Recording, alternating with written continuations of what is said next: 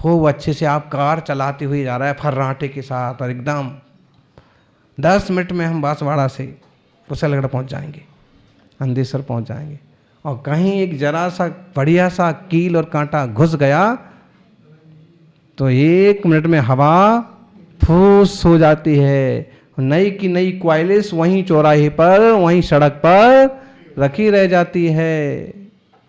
होता है कि नहीं? ऐसे ही जिंदगी की बात समझना कि अच्छे फर्राटे से जिंदगी चल रही है, कहीं विपत्ति का, आपत्ति का, पाप का कांटा लग गया, वहीं हाँ फुस हो जाती है। वैसा ना हो, इसलिए हमेशा रिपेयरिंग करते रहो धर्म ध्यान की।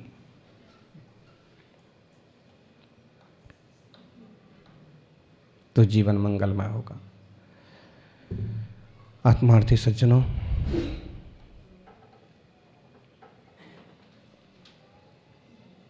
कल्प वृक्ष के आगे भी कल्पना करना पड़ती है, चिंतामणि के आगे भी मन में चिंतन करना पड़ता है तो फल मिलता है। कामधेनु के साथ भी थोड़ी सी कोशिश करना पड़ती है तो फल मिलता है। पारसमणि के लिए भी स्पर्श करना पड़ता है तो फल मिलता है।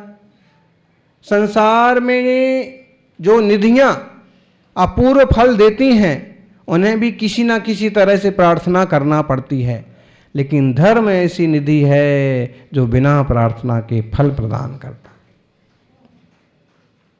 बोलिए, जाचे सुर तरु दे सुख, चिंतत चिंता रेन, बिन जाचे बिन चिंताए, धर्म सकल सुख देन। जाचे, जाचे मतलब मांगने पर। जाचे सुर तरु के सामने आप कहो कि मुझे ये वस्तु मिल जाए। ऐसे वृक्ष हुआ करते थे आदिनाथ भगवान के पहले कि जिन वृक्षों के सामने गए, कि जिनके पास गए, कि जिनके नीचे गए और कहा कि हमें ये वस्तु चाहिए, तो वो वस्तु उपलब्ध हो जाएगी। मिठाइयाँ मिल जाएंगी, फल मिल जाएंगे, भोग मिल जाएंगे, बिस्तर मिल जाएंगे, भाजन मिल जाएंगे, कपड़े मिल जाएंगे, लत्ते मिल जाएंगे, धोती दुपट्टे, हार, झुमके, जो कुछ चाहिए। कल्प वृक्ष होते थे 10 प्रकार के कल्प वृक्ष। कौन कौन से? भोजनांग, पानांग, वस्त्रांग, भूषणांग, ज्योतिरांग,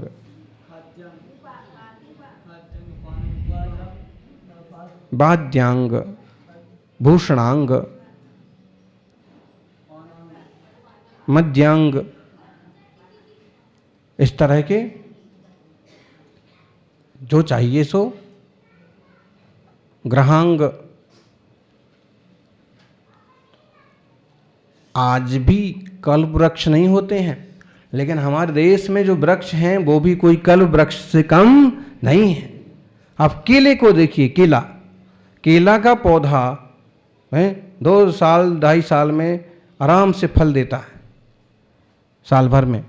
और आप बस केला का छिलका निकाला कि आप मिठाई खाइए।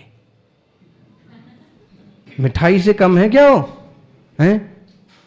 आम,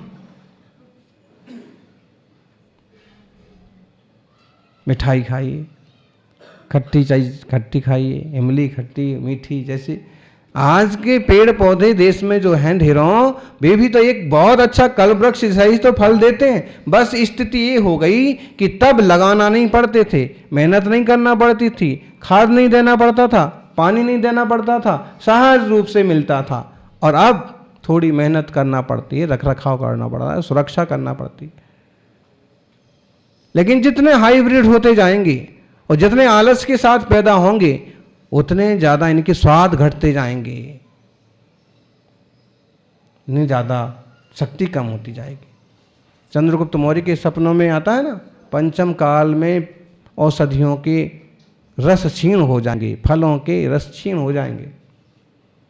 हो रहा धीरे धीरे। तब भी कितने तरह के पेड़ पौधे हैं। और गाय, कामधेनु गाय ना सही, लेकिन गाय तो गाय है, आज भी दूध देती है। आप देख लो, और गाय का दूध निकालो, उससे मट्ठा भी बनता है, दही भी बनता है, उससे रसगुल्ले भी बनते हैं, छेना भी बनता है, क्या क्या बनता है बोलो? हाँ, मावा बनता है, घी बनता है, सब चीज़ बनती है, कामधेनु से कम थोड़ी है। लोगों को चाहिए प्राकृतिक संसाधनों की कीमत करें, उनका सम्मान करें। तो कल्प वृक्ष से मांगने से मिला करता था, आज भी थोड़े पुरुषार्थ से फल उपलब्ध हो जाते हैं। ठीक है, चिंतामणि के सामने चिंता करो कि हमें ये वस्तु मिल जाए, तो चिंतामणि रत्न, और हम चिंतामणि रत्न तो हमने नहीं देखा, लेकिन चिंतामणि पारसनाथ भगवान को जरूर देखा। भगवान जिनेंद्र की प्रतिमा की आराधना करने वालों की चिंताएं भी दूर होती हैं और चिंतित वस्तुएं प्राप्त होती हैं। काम दुही काम दाहिनी,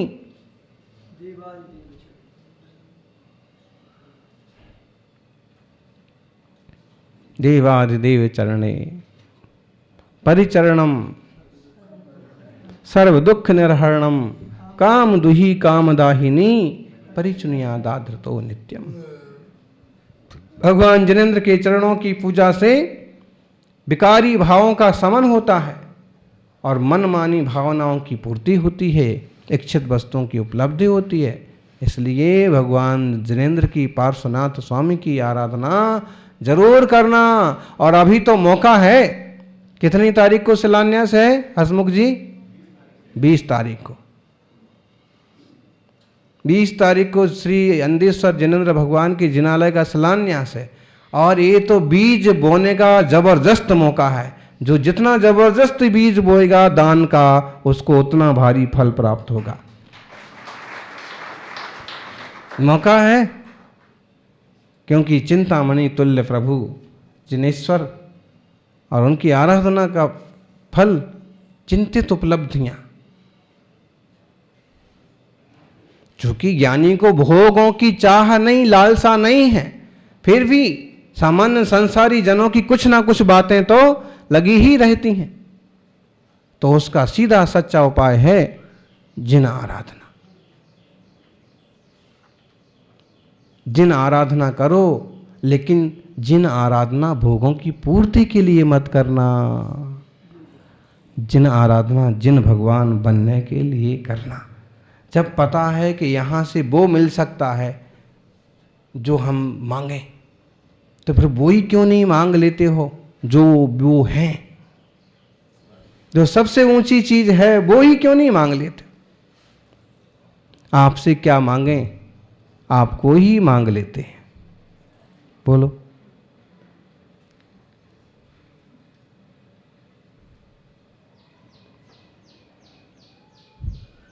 बड़ी अच्छी सी कहानी है। सम्राट की 4 रानियां थीं और सम्राट गए यात्रा पर, विजय यात्रा पर। जबरदस्त युद्ध हुए और मजबूत राजा था, इसलिए सब जगह प्राप्त हुई विजय। और उसने सबसे बड़े राजा को भी हरा दिया और ढेर सारे राज्य पर, आभूषणों पर और संपत्तियों पर, महलों पर कब्जा हो गया। उसका झंडा लहराने लगा।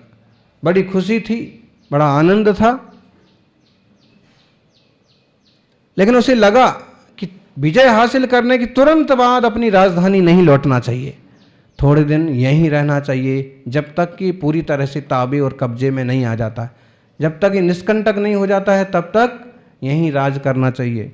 इसलिए उसने विजय संदेश भेजा अपनी रानियों के पास,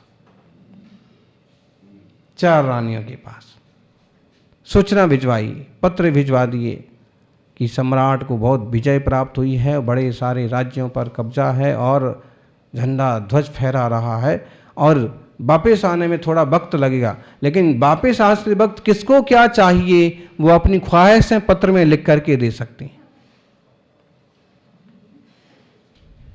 किसको क्या चाहिए? रानियां रानियां होती हैं, रानियों को क्या नहीं चाहिए पड़ता। तो सब रानियों ने अपने अपने ढंग से लिखा। बड़ी रानी ने लिखा, 9 लखा हार के बारे में सुना है और शायद वहाँ उपलब्ध हुआ होगा, तो 9 लखा हार चाहिए और हीरे से जड़े हुए कंगन चाहिए। दूसरी रानी ने भी ऐसे ही कुछ लिखा। वहां के वस्त्र बहुत फेमस हैं, वहां की कढ़ाईदार साड़ियां और वहां की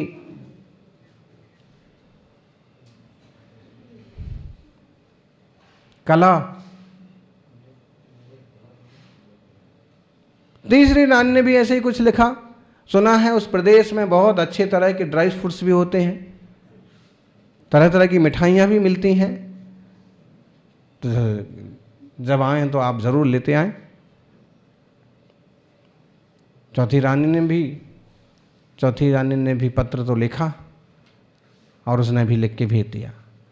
राजा ने बारी बारी से सारे पत्र खोले, पढ़े, देखे, सारी बात समझ में आ गई। मंत्रियों को बता दिया कि इनको ये व्यवस्था कर ली जाए, इनको ये कर ली जाए, जब भी जाएंगे तो इनको ये सब व्यवस्थाएं तब तक आराम से और अच्छे स्तर की जाए। चौथा पत्र खोला तो उसमें देखा तो उसमें सिर्फ 1 का अंक लिखा है। राजा ने कहा कुछ भी समझ में नहीं आए, मंत्रियों को दिखाए। मंत्री भी कहने लगे कोई खास समझ में नहीं आता है, या तो धोखे से कोई दूसरा कागज तो नहीं आ गया है, ऐसा कैसा पत्र है, पत्र में कुछ तो लिखा होना चाहिए। 1 का अंक लिखा है और प्रणाम की मुद्रा में हाथ का चिन्ह बना है नीचे। तो बुजुर्ग बुद्धिमान मंत्री ने समझाया कि आशय इसका समझिए, शायद ये रानी जी की भावना है कि हमें एक ही चाहिए, कुछ आए ना आए लेकिन हमारे राजा वापस आना चाहिए। और परिणाम सब पत्र पढ़ करके अभी राजा को थोड़ी थोड़ी खुशी हुई थी, लेकिन ये तो लग रहा था कि लोगों की, आप देखिए तो सही, इतने दिनों से इतने दूर हैं, इतने बाहर हैं, तब भी सबने अपनी अपनी ख्वाहिश लिखी है। किसी ने ये नहीं लिखा है कि आप जल्दी से जल्दी आएँ और बहुत खुशी खुशी आएँ और आनंद से आएँ, या वहाँ भी हैं तो आनंद से रहें, कोई तकलीफ ना आ जाए, हमें ऐसी कोई ख़ास ज़रूरत नहीं है, आप आइए, ऐसा किसी ने नहीं लिखा। लेकिन देखो किसी ने तो ये लिखा कि हमें राजा की ज़रूरत है, राज्य में राजा की ज़रूरत है, आप ही सुरक्षित व्यवस्थित आ जाइए, इससे बड़ी और क्या चीज़ होती।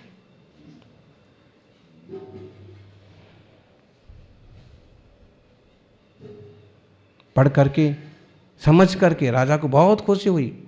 ना उसमें 10 लाइन लिखी हैं, ना उसमें 20 लाइन लिखी हैं, सिर्फ 1 अक्षर लिखा है और उसको 3 पत्र की 30 लाइन से ज़्यादा खुशी हो गई।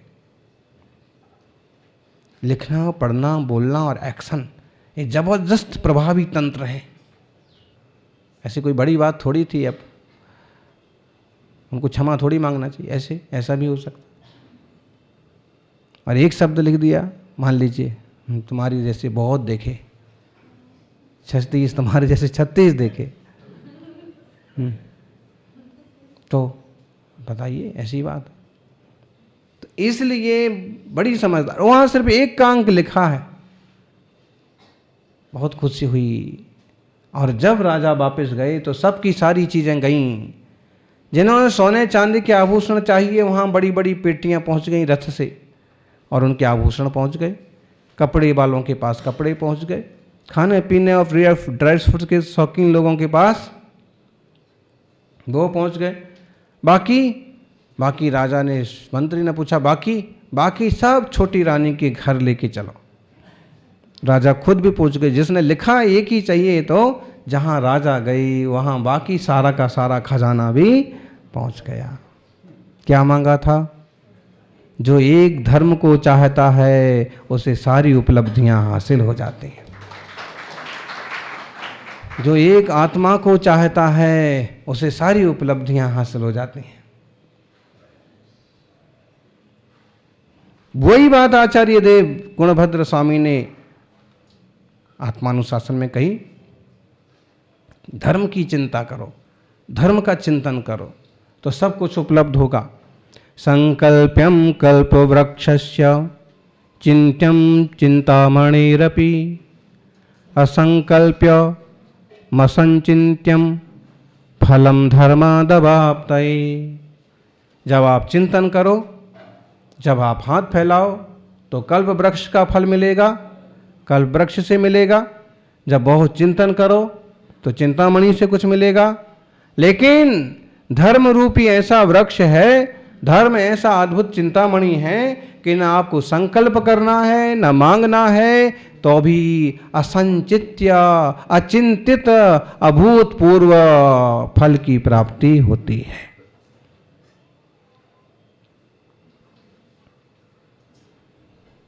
आजकल वृक्ष भी नहीं है, आज चिंतामणि रत्न भी देखने को नहीं मिलते हैं, कामधेनु गाय भी नहीं है। यही गांधी जी की गाय ही कामधेनु गाय है, समझ। हाँ, वो भी तो काम मनमाने ढंग की चीज़ें आपको शक्ति संपन्न रखने की वस्तु प्रदान करती है। इसलिए प्रकृति के साथ कभी अन्याय नहीं करना, पशु पक्षी पेड़ पौधों के साथ भी, क्योंकि आज भी वे किसी न किसी रूप में बढ़िया फल देते। गाय घास खा करके, भूसा खा करके दूध देती है और उसका मावा बनता है, और आदमी मावा खा करके, दूध पी करके क्या देता है? बोलो, गंदगी।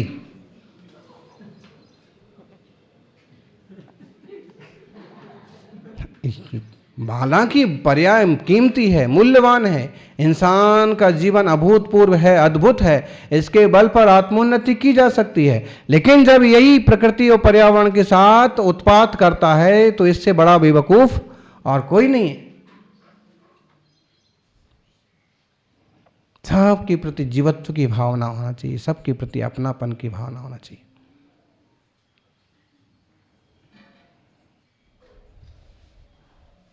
बहुत मूल्यवान है जिन धर्म और जिन मुनि। कल एक बड़े अधिकारी का आना हुआ, परिचय दिया उन्होंने, राहुल गांधी के एसडीओ हैं, उनकी प्रोटोकॉल की व्यवस्था देखते हैं। तो मैंने पूछा क्या करते हो? तो उनके साथ रहते हैं और क्या करते हैं, घूमते हैं। इसी चर्चाओं में बात चली, तो जब दिगंबर मुनि की गुरुदेव की चर्या मालूम पड़ी, बड़ी खुशी से उसने कहा कि सच में दिगंबर जैन धर्म की साधना अभूतपूर्व है, ऐसे मुनि दुनिया में कहीं नहीं होते। एक दो लोगों के नाम लिए कि इन लोगों के कारण से धर्म बदनाम होते हैं, बाकी आज भी सच्चे साधु देखने को मिलते हैं। आपके दर्शन करके हमको बड़ी खुशी हुई।